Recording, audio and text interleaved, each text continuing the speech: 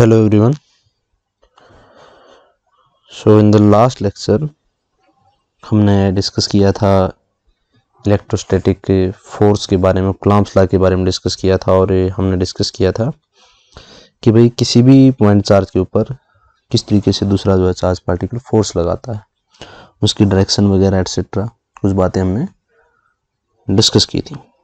ठीक है, तो उन्हीं फार्मूलों के क्रम को आगे बढ़ाते हुए आज देखते हैं electric field due to an electric dipole. देखिए भाई, इलेक्ट्रिक डाइपोल के बारे में सभी जानते होंगे। इलेक्ट्रिक डाइपोल क्या होता है? जब हम two equal and unlike charges, यानी कि मैग्नीट्यूड बराबर है और अपोजिट चार्जेस हैं, are separated by a small distance,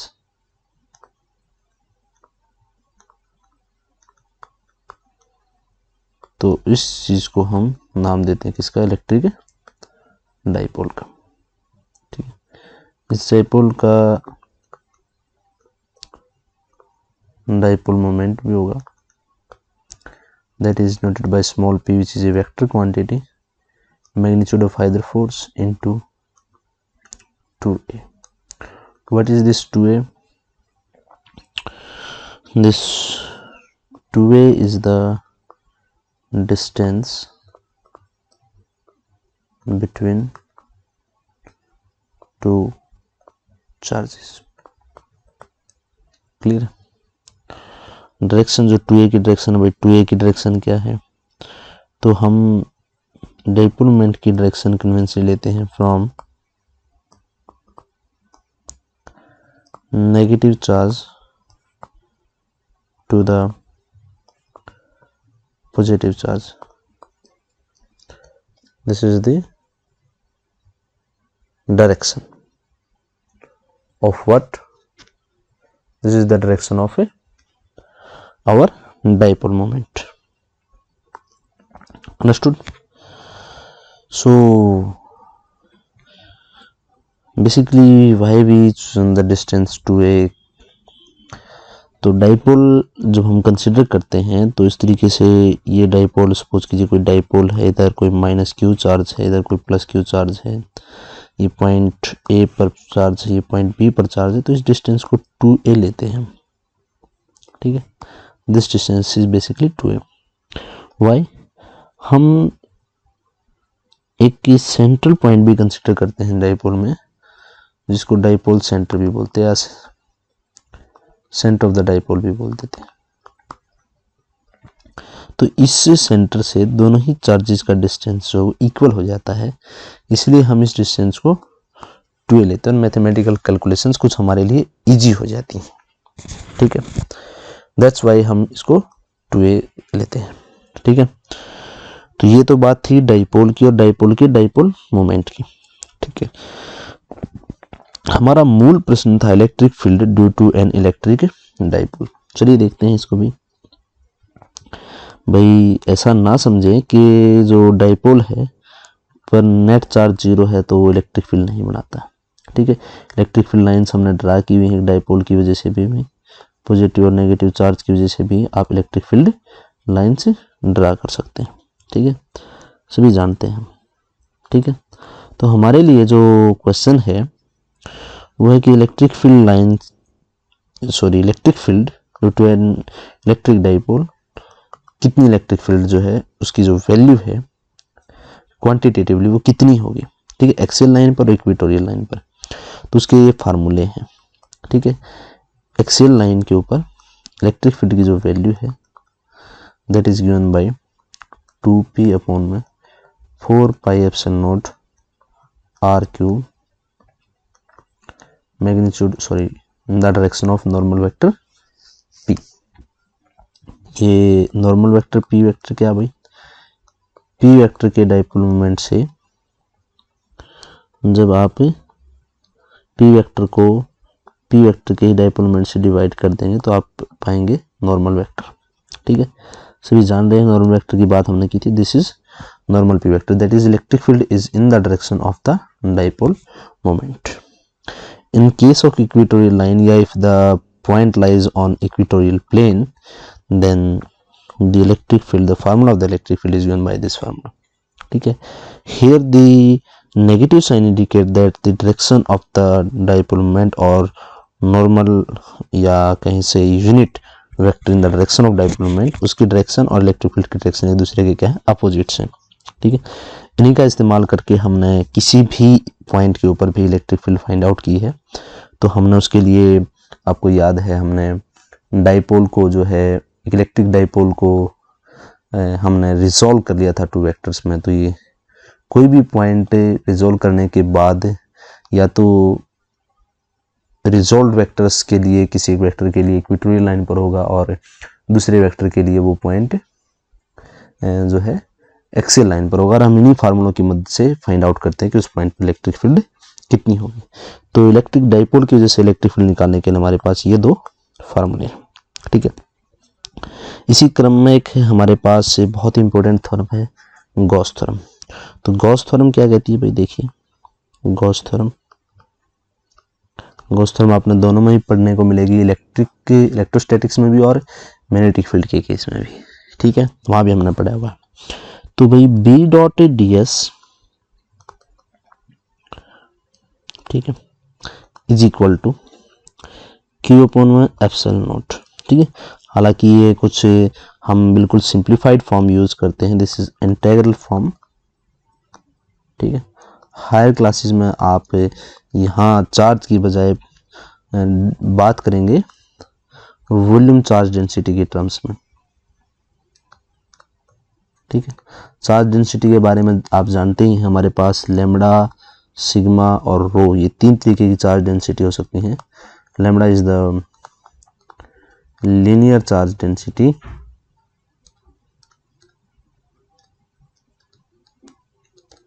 and rho is the surface charge density, and sorry, sigma is the surface charge density and rho is the volume charge density.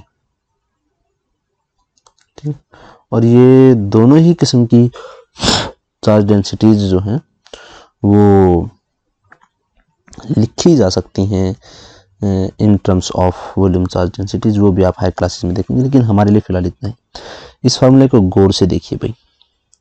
इस फार्मूले में कुछ symbols हैं जिनको हमने use करना है. सॉरी, यहाँ पर हम बी डॉट डी एस लिखे, हमें यहाँ पर ई डॉट डी एस आएगा, इसको करेक्ट कर लीजिए. इलेक्ट्रिक फील्ड नहीं, यहाँ पर E dot D S. E क्या है भाई, E is the electric field, और you can say the electric field intensity. ठीक है, this is also vector quantity. जानते हैं हम क्या रिलेशन है, force F is written like that. Electric field E is given by the formula Q into E is equal to F. ठीक है, if a charge Q is placed in an electric field E, then it experiences a force F. तो जो आप Coulomb's force पढ़ते हैं, that can be defined like this formula, F is equal to Q times E. लेकिन अक्सर जो books में जिक्र देखने को मिलता है वो हमें ऐसा मिलता है, हम लिखते ऐसा है कि भाई E is equal to F by Q. Mathematically दोनों ही बातें सेम हैं, लेकिन फिजिक्स की टर्म्स में देखें तो यहाँ हम फोर्स को डिफाइन कर रहे हैं फ्रॉम इलेक्ट्रिक फील्ड, और यहाँ इलेक्ट्रिक फील्ड को डिफाइन कर रहे हैं फोर्स. ठीक है, एक्चुअल में फोर्स डिफाइन होना चाहिए इलेक्ट्रिक फील्ड की टर्म्स में. This one is more preferable as compare to using this language. So forget it and come to the point. The electric field, whenever there is a charge particle placed in an electric field, it experiences some force due to this field, and this force is given by this formula, and hence you can calculate electric field at that point by knowing the force, that is equal to F upon Q. What is ds? ds is the surface element. Suppose a surface, it may be two-dimensional or three-dimensional. In case while you are using this formula, the surface which we called a Gaussian surface must be three-dimensional, like cylinder, cuboid, cube, and sphere like. So this is a surface element. What is the surface element? Suppose you have a sphere. Suppose this is a sphere. This is a football or sphere. You can consider some surface on it. Okay, this is a three-dimensional picture, and suppose in that way this surface is known as ds. This ds may be much smaller, and this is the area element. Means this is area. Okay. So here we are using a vector sign on it. It means here we are using area vector. We can call this also area vector. मतलब area को हम एक vector quantity मान के चल रहे हैं. Actually area कोई वेक्टर क्वांटिटी है नहीं, लेकिन हमारी टर्मिनोलॉजी में हम यहाँ फिजिक्स में कुछ अपने मैथमेटिकल सॉल्यूशंस के लिए ऐसा कंसीडर करें. And the direction of this area vector या area element is perpendicular to the surface, normal to the surface. This is normal to the surface.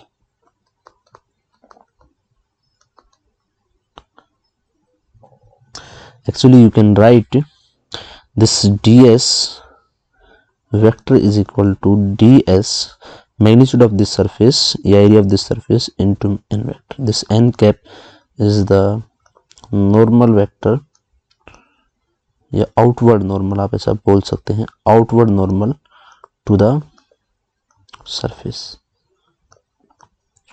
So this surface element is also vector quantity, and here this is the dot product. Remember, this is the dot product of the two vectors, and remember the dot product of two vectors, whenever there is a symbol like this is used, this means this is the dot product.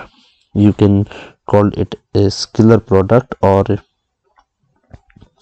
we also call it dot product, and this is equal to magnitude of A into magnitude of B into cos of theta, and theta is the angle between direction of A vector and B vector. If the direction of electric field and normal to the surface making some angle, then in that case the dot product like this. In our cases normally theta is 0 degree and cos theta turns out to be 1, but always this thing happens is not possible. So electric field और surface element की dot product और इसका surface interior लिया हमने और एक closed surfaces, अगर आप इंटीग्रेशन पर ये सिंबल यूज करते हैं दिस मीन इसको बोलते हैं क्लोज्ड इंटीग्रल. इसका भी मतलब जानेंगे हम क्लोज्ड इंटीग्रेशन का क्या मतलब होता है. This turns out to be Q upon में epsilon naught. Clear. So come out E dot T S dot product, this dot product, और इसको जब आप इंटीग्रेट करते हो और surface S is equal to Q upon में epsilon naught. Remember this ds is the surface element and this S is the surface which we called Gaussian surface, and this is three-dimensional. This surface is a three-dimensional surface and must be closed surface, means you cannot choose a open hemisphere, a cuboid with the open lid, and a open cylinder, you cannot choose such surfaces. You have to choose closed surfaces. Means whenever you are talking about the surface area, you always take closed surface area. Means जिसको हम basically total surface area भी बोलते हैं। तो आपने closed 3 dimensional figure लेने हैं, ठीक है।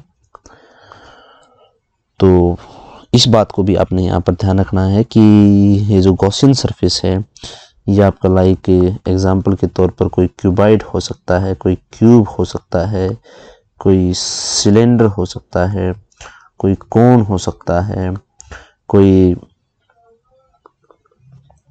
फ्रस्टम ऑफ कोन हो सकता है, कोई स्पीयर हो सकता है, कोई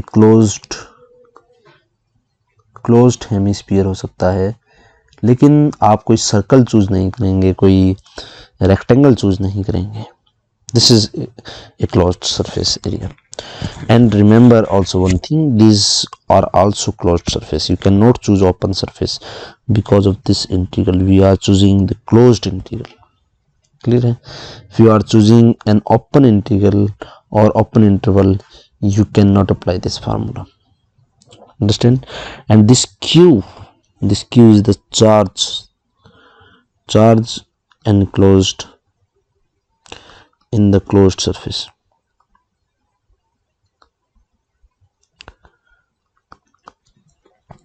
Suppose कीजिए this is the charge plus q and you want to find out electric field intensity at this point. So you can choose a cylindrical surface. एक सिलेंडर को आप कंसीडर कर सकते हैं। It means this area, this on the surface of this cylinder, this point lies. You can choose this cylinder, you can choose sphere, you can also choose cuboid on which one face in this point lies. You can choose another Gaussian surface.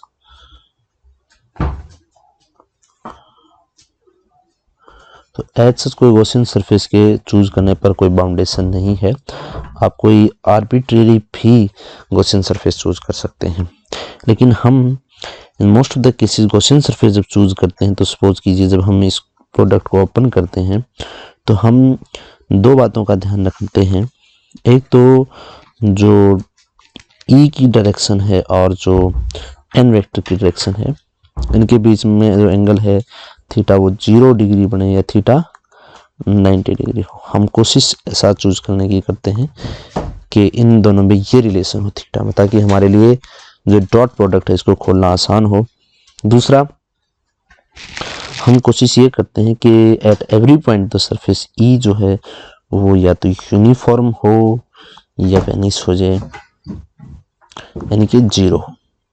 तो 0 हो ही ना, और यह क्या हो, uniform हो, ताकि हम इस ई को इस इंटीग्रेशन से बाहर लेकर आ सकें। तो हमारे मन में एक क्वेश्चन अक्सर उठता है कि भाई हम इस पॉइंट पर इलेक्ट्रिक फील्ड निकालने के लिए हमेशा एक जो गॉसियन सरफेस जब कंसीडर करते हैं तो किसी स्फीयर को इस केस में क्यों प्रेफर किया जाता है? क्योंकि अगर आप देखेंगे कि एक चार्ज की वजह से, जो कि एक पॉइंट चार्ज है, उसकी वजह से जो इलेक्ट्रिक फील्ड है वो कैसे सिमेट्रिकल है, स्पेरिकली सिमेट्रिकल है। यानी कि एक स्फीयर अगर हम इस पॉइंट की दूरी जितनी रेडियस मानकर कंसीडर करेंगे तो उससे पूरे के पूरे सरफेस पर जो आपकी मैग्नेटिक फील्ड है वो क्या होगी, यूनिफॉर्म होगी। ठीक है, इसलिए हम स्फीयर मानते हैं।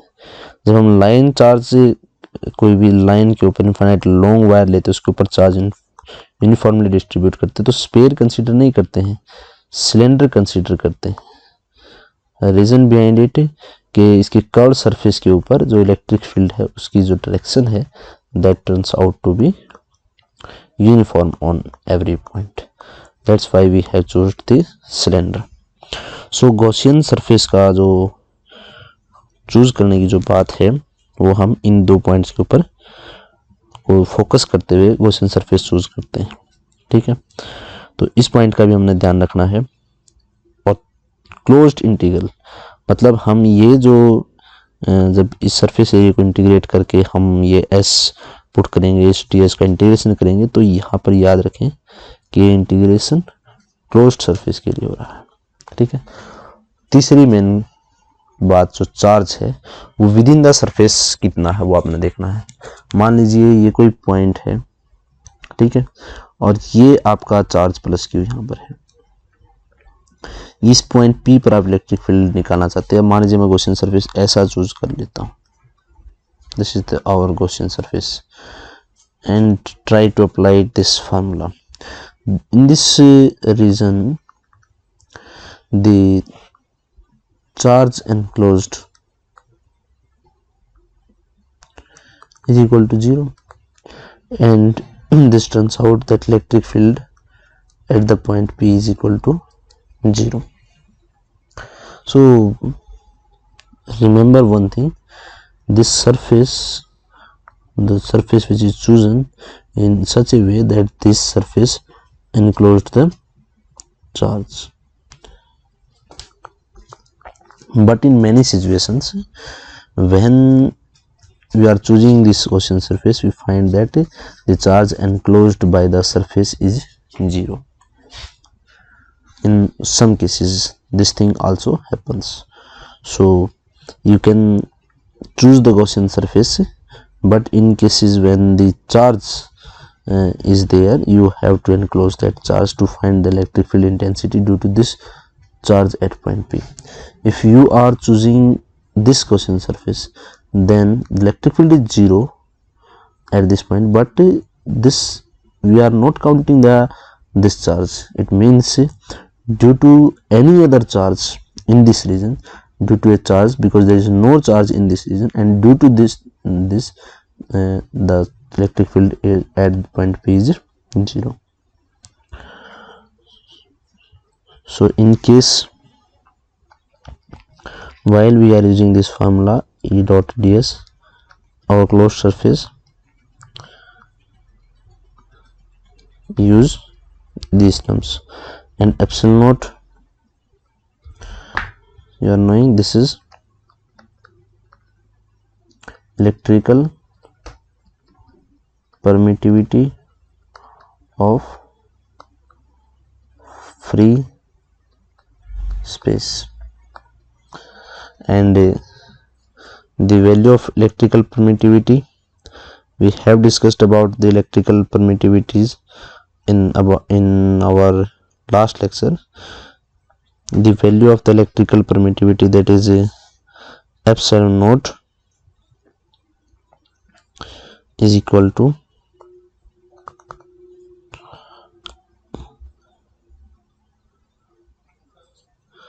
8.854 multiplied 10 raised to power minus 12 c square Newton inverse meter minus 2. This is the value of a epsilon node there. So for this formula, remember this epsilon naught, and also 1 upon 4 pi epsilon naught is equal to 9 multiplied 10 raised to power 9 Newton meter square Coulomb square inverse.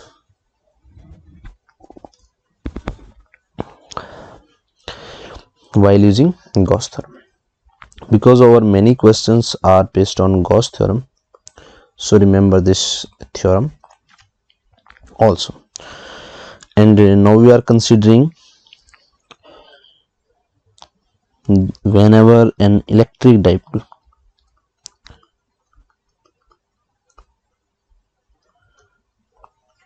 placed in a uniform electric field, then the torque is given by the formula P cross E. This is the cross product. This is the cross product. of two vectors. Remember, cross product of two vector is given by the formula magnitude of A into magnitude of B into sin theta. Again, theta is the angle between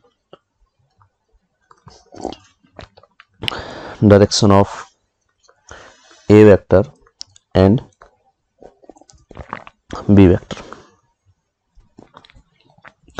And also remember one thing, A dot B,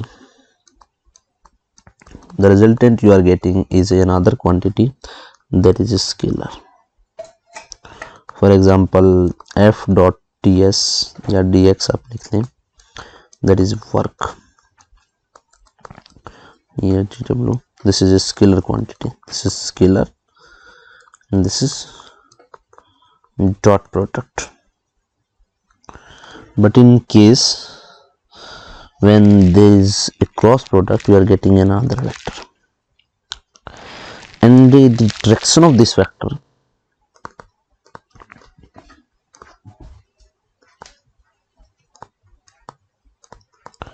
ये हमारे लिए बड़ा सरदर्द है कि इस vector की direction कैसे फाइंड आउट किया जाए। उसके लिए हम फार्मूला यूज कर सकते हैं right hand thumb rule, Maxwell corkscrew rule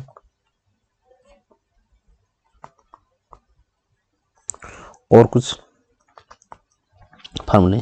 कैसा? देखिए, हम ये दो वेक्टर्स जिनकी क्रॉस प्रोडक्ट ले रहे हैं, वो जाहिर सी बात है किसी ना किसी प्लेन में होंगे, कोई ना कोई प्लेन तो बनाएंगे ही। मान लीजिए ये ई है और ये आपका पी है, ये इनके द्वारा बनाया गया कोई प्लेन है, ठीक है। तो हम जब पी से ई की तरफ आते हैं, यानी कि पहले वेक्टर से दूसरे वेक्टर की तरफ आते हैं, तो अपने फिंगर्स की ग्रिप को उसी डायरेक्शन में लेकर आइए, ठीक है।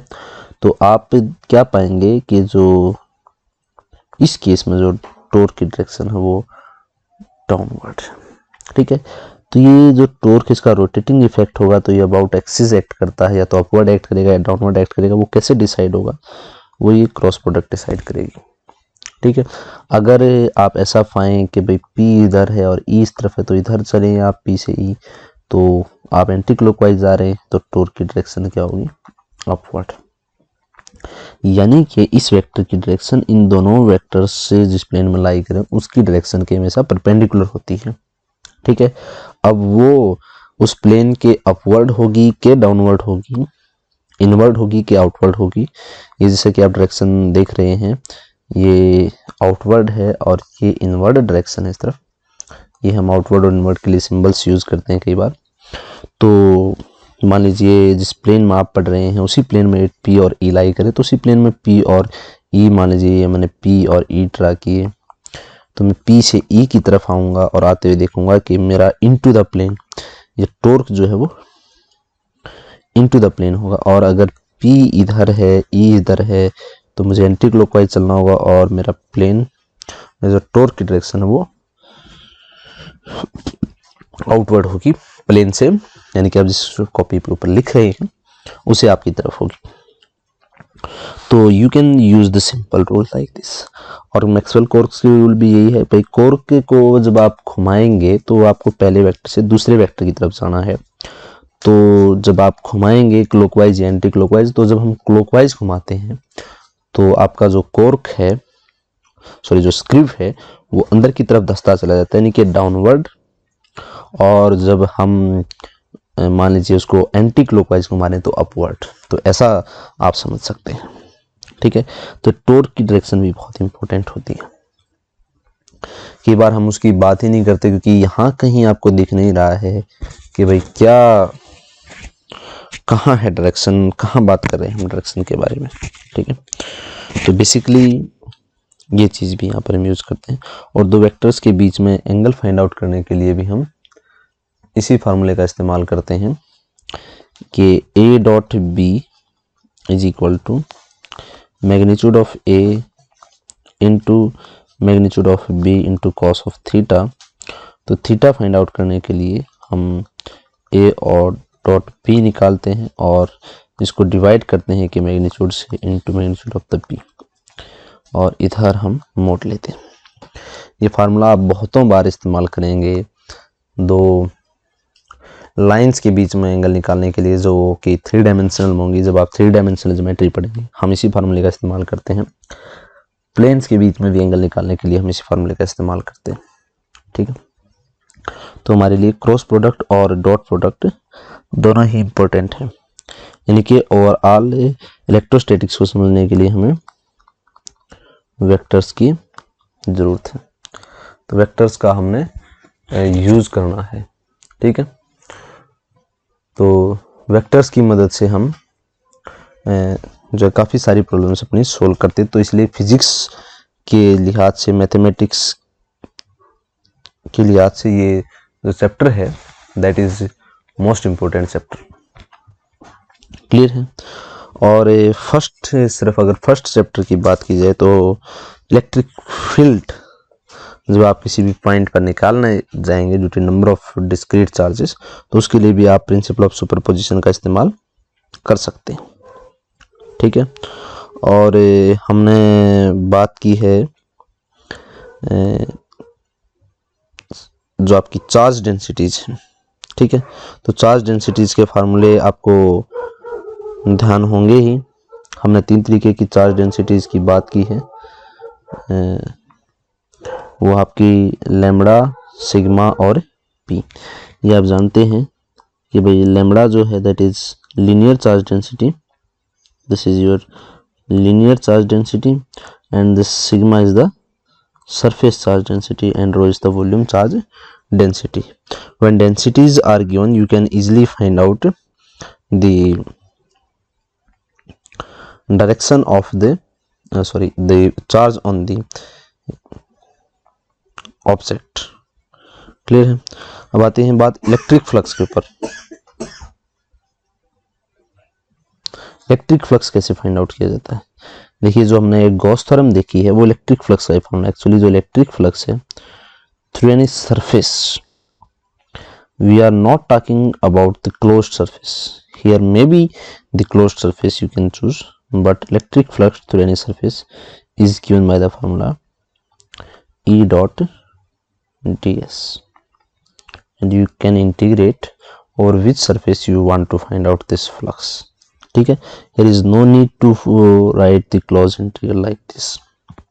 ठीक है, simply the flux through any surface, it may be closed or may not be. This flux through that surface, जितना भी आप surface लेंगे, that is E dot ds. ठीक है, तो electric flux through closed surface है, ये electric flux through open surface. ठीक है, तो in case of electric field this electric flux through a closed surface you will find this terms is not equal to 0. What does this indicate? It indicate that कि monopoles can exist, monopoles exist,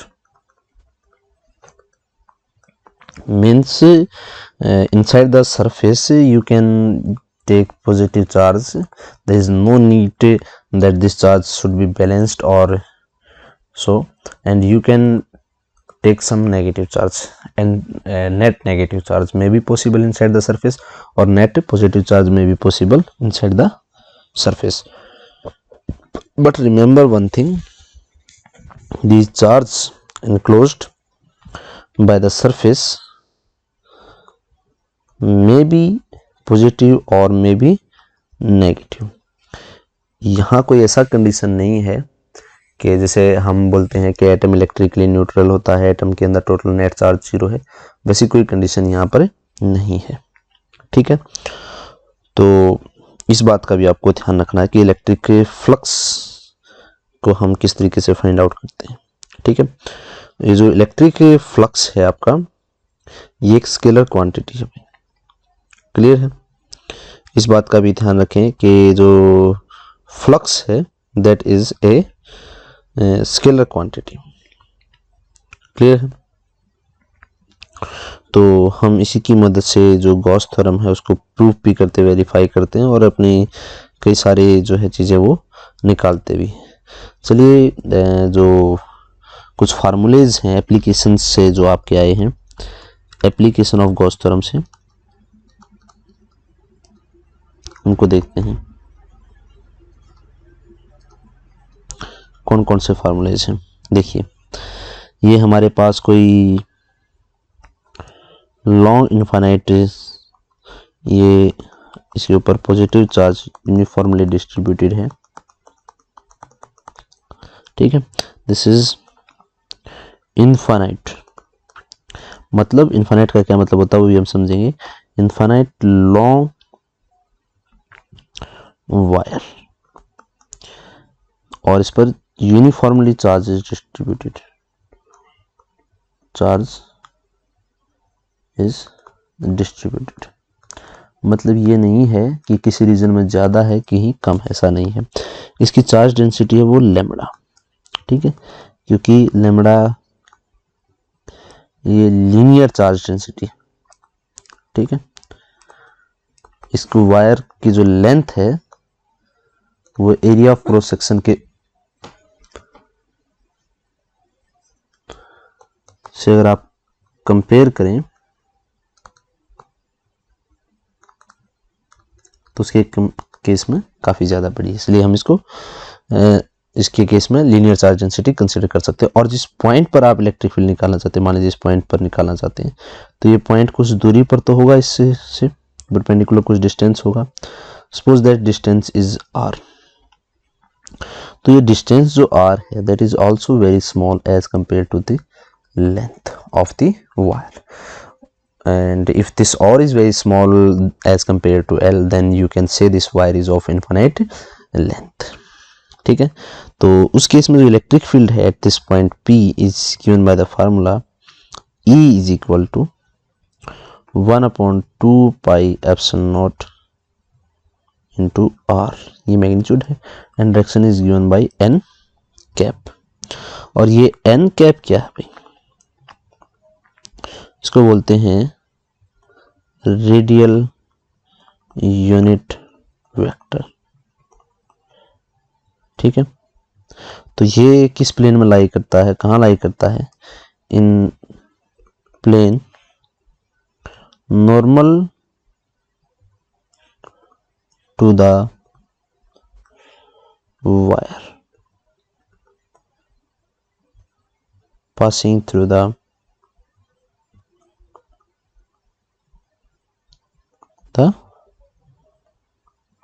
point, ठीक है। तो electric field जो है वो आपकी इधर radially क्या होगी, आउटवर्ड, ठीक है। अगर ये जो लैम्बडा है वो पॉजिटिव, सॉरी ये 1/, नहीं लैम्बडा अपॉन होगा। This charge density if it is positive, अगर यहाँ आप वेक्टर्स की नोटेशन दे रहे हैं तो इधर जो क्वांटिटी उसको प्लस माइनस लेंगे आप, ठीक है। If lambda is greater than 0 then E और E is radially outward. If lambda is less than 0, then if negative charge is distributed on the wire, then E is radially inward, ठीक है। तो ऐसा कुछ आपकी इलेक्ट्रिक फील्ड की direction होगी इस पॉइंट पर, और आप इस फार्मूले से रखेंगे इलेक्ट्रिक फील्ड दिस पॉइंट के ऊपर, ठीक है।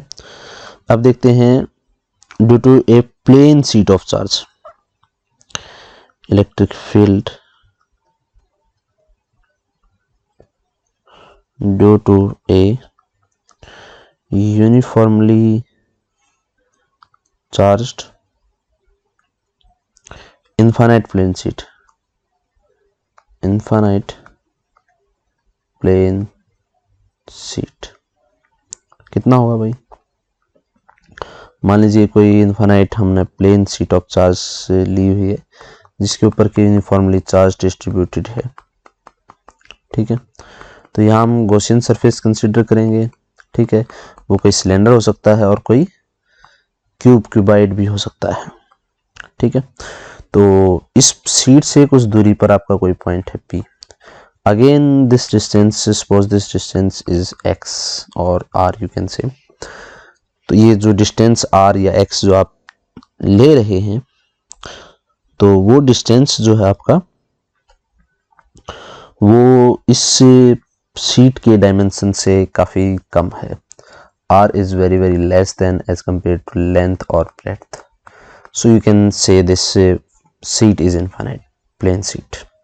ठीक है, क्योंकि चार्ज एक सरफेस पर डिस्ट्रीब्यूटेड है, तो इस केस में हम सिग्मा कंसिडर करेंगे, सरफेस चार्ज डेंसिटी। तो electric field at point P is equal to, given by the formula sigma upon में 2 epsilon naught in and n cap.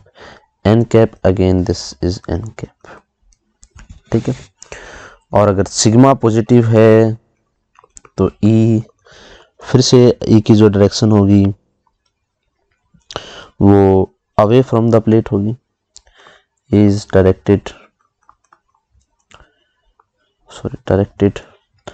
Away from the plate. इस बात का भी आप ध्यान रखें। ये जो n वेक्टर है इसकी डायरेक्शन क्या होगी भाई, ये एक यूनिट वेक्टर है, normal to the plane and going away from it. ठीक है, इसके नॉर्मल हमेशा ये नॉर्मल और इसे दूर जाता हुआ हमेशा। अब सिग्मा पॉजिटिव नेगेटिव से डिसाइड होगा कि इलेक्ट्रिक फील्ड इसी डायरेक्शन में होगा कि इसकी डायरेक्शन के अपोजिट होगा। प्लेन की तरफ इलेक्ट्रिक फील्ड होगी कि आउटवर्ड होगी, वो डिसाइड करेगा कौन, कि इसके ऊपर चार्ज डेंसिटी पॉजिटिव है या फिर नेगेटिव है। ठीक है, उसी तरीके से आप एक थिन जो है स्फेरिकल सेल ले सकते हैं, due to a thin spherical shell. ठीक है, suppose this is your thin spherical shell, means कोई जैसे फुटबॉल है, इसके ऊपर कोई चार्ज डिस्ट्रीब्यूटेड है। ठीक है, तो हम सभी जानते हैं भाई कि इसकी वजह से जो इलेक्ट्रिक फील्ड है उसके 3 रीजन आप बनाएंगे, एक ऑन द सरफेस, एक इनसाइड द सरफेस और एक आउटसाइड द सरफेस। ठीक है, तो अगर हम बात करें outside the shell, outside the shell क्या होगा, ये सपोज कीजिए इसका सेंटर है, सेंटर से ये जो दूरी है वो सपोज कीजिए स्मॉल r पड़ती है, तो electric field given by the formula Q upon में 4 pi epsilon naught r cube या r square, sorry r square into में r यूनिट वेक्टर। ठीक है, what is this r cap, this is the direction of r cap, remember this thing। and Q is the charge on this spherical cell। you can also talk about the surface charge density and you can write sigma into A is the area of the, sigma into A, that is the area of this charged spherical cell on the surface।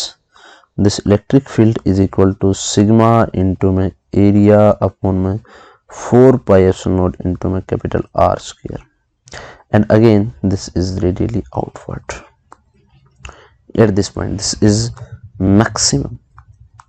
and inside अगर कोई point आप Gaussian surface choose करेंगे, आप किसी charge को enclose करना भी चाहें तो आप किसी चार्ज को इनक्लोज नहीं कर पाएंगे। अगर आप इसको ऐसा स्फीयर को बड़ा करते हैं तो इलेक्ट्रिक फील्ड हर चार्ज की वजह से वेरी करेगी इधर उधर, और आप देखेंगे कि इलेक्ट्रिक फील्ड्स कैंसल आउट होकर नेट जीरो ही देंगे। तो इनसाइड द स्फेरिकल सेल अगर कोई पॉइंट है तो इलेक्ट्रिक फील्ड की वैल्यू इनसाइड क्या होने वाली है, जीरो होने वाली है। इसके लिए हमने एक ग्राफ भी हमने प्लॉट किया था भाई, कि जब तक इसकी वैल्यू कैपिटल R के बराबर नहीं हो जाती, यहाँ तक नहीं आ जाती, इसी इस पॉइंट पर आएगी आप शार्पनेस देखेंगे, मैक्सिमम वैल्यू होगी, and then it decreases in this manner 1 by r square। electric field is proportional to 1 by r square। here at this point this is distance is capital R, here you can say the value of electric field only magnitude, और इस r से कम है तो electric field की value क्या होगी, 0 होगी। ठीक है, ये थिन स्पेरिकल सेल की वजह से था। हालांकि हमारे सिलेबस में सिर्फ थिन स्पेरिकल सेल ही है, हम एक स्पेरिकल्स एक स्पेयर भी कंसिडर कर सकते हैं। ठीक है, जो कि आपका सॉलिड स्पेयर होगा। ठीक है, लेकिन ये आपका जो है डाइलेक्ट्रिक होगा, डाइलेक्ट्रिक, क्योंकि अगर इलेक्ट्रिक होगा तो सारा का सारा जो चार्ज है वो सरफेस पर आ जाएगा। ठीक है, लेकिन डाइलेक्ट्रिक के केस में इनसाइड भी चार्ज इस साइड से कर सकता है।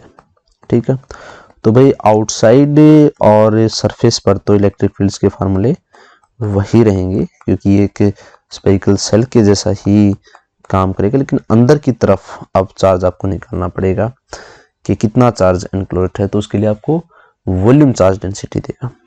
ठीक है, तो हम कैलकुलेट कर सकते हैं कि इलेक्ट्रिक फील्ड अगर कोई पॉइंट आउटसाइड है, P1 पॉइंट आउटसाइड है, तो electric field is given by sigma नहीं, यहाँ पर याद रखिएगा वॉल्यूम चार्ज डेंसिटी है रो इनटू में V अपॉन में कितना फार्मूला होगा आपका 2 pi, sorry 4 pi epsilon naught r square होना चाहिए आपका formula, 4 pi, this formula must be 4 pi epsilon naught into में r square and in the direction r cap. ठीक, ऑन द सरफेस पर अगर कोई पॉइंट है तो electric field is given by the formula rho into में capital R divide by 4 pi epsilon naught r square into r square r cap. हाँ, surface पर find out करने में थोड़ी सी समस्या क्या हो सकती है, अगर आप यहाँ निकालना चाहते हैं तो these charges are closer and these charges are much away. तो ये जानना हमारे लिए ज़रूरी होगा कि सरफेस पर हर एक पॉइंट पर इलेक्ट्रिक फील्ड बराबर है कि नहीं।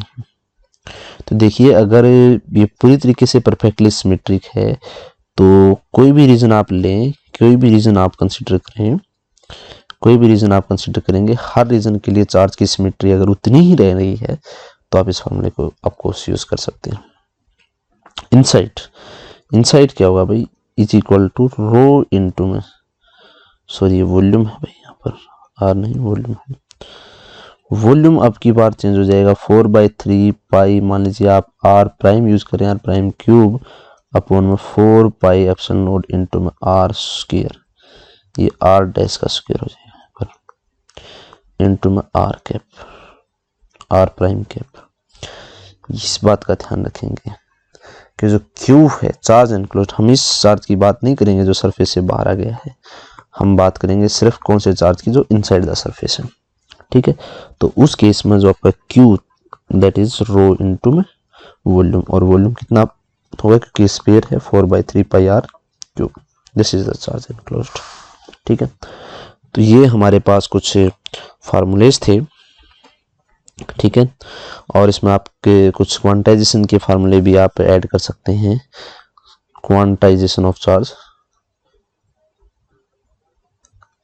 जिसको कि मिलिकन्स के एक्सपेरिमेंट ने, मिलिकन्स ऑयल ड्रॉप एक्सपेरिमेंट से वेरीफाई किया गया था कि Q is equal to n times E and E is what is basic unit of charge, या बेसिक यूनिट चार्ज भी आप बोल सकते हैं।